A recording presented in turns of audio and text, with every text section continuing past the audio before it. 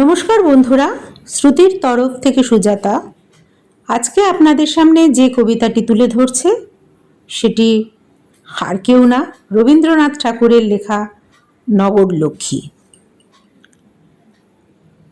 দুর্ভিক্ষ শ্রাবস্তি পুরে যাবে, জাগিয়া উঠিল হাহারবে। বুদ্ধ নিজ ভক্তগণে শুধালেন জনে জনে,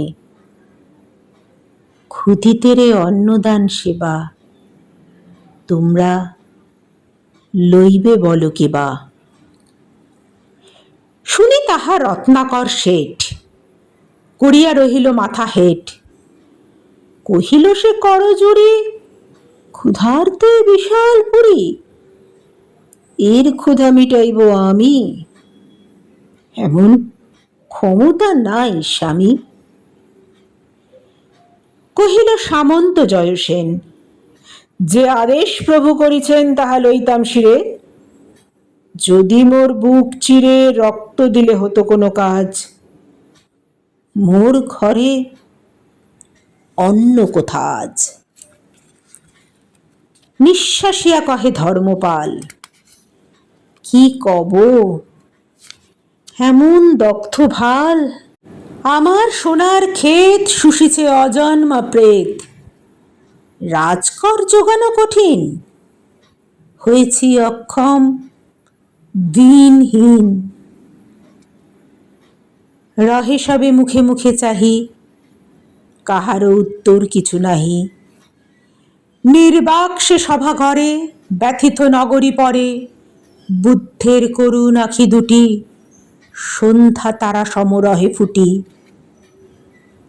তখন উঠিল ধীরে ধীরে, রক্ত ভাল লাজ নম্র শিরে। অনাথ পিণ্ড দস্যুতা, বেদনায় অশ্রুপ্লুতা। বুদ্ধের চরণ রেণু লয়ে, মধু কণ্ঠে কহিল বিনয়ে। ভিখুনির অধম সুপ্রিয়া, তব আজ্ঞা লইল বহিয়া। কাঁদে যারা অন্নহারা, আমার সন্তান তারা। নগরীরে অন্ন বিলাবার, আমি আজি লইলাম ভার।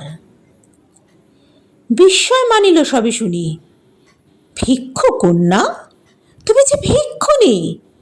কোন অহংকারে মাতি লইলে মস্তক পাতে হেন কঠিন গুরু কাজ? কি আছে তোমার কহ আজ? কহিল সে নমি সবা কাছে, শুধু এই ভিক্ষা পাত্র আছে। আমি দিনহীন মেয়ে, অক্ষম সবার চেয়ে, তাই তোমাদের পাবো দয়া। প্রভু আজ্ঞা হইবে বিজয়া। আমার ভাণ্ডার আছে ভরে তোমা সবাকার ঘরে ঘরে। তোমরা চাইলে সবে এ পাত্র অক্ষয় হবে। ভিক্ষা অন্নে বাঁচাবো বসুধা, মেটাইব দুর্ভিক্ষের ক্ষুধা। ধন্যবাদ। কেমন লাগলো জানাতে ভুলবেন না।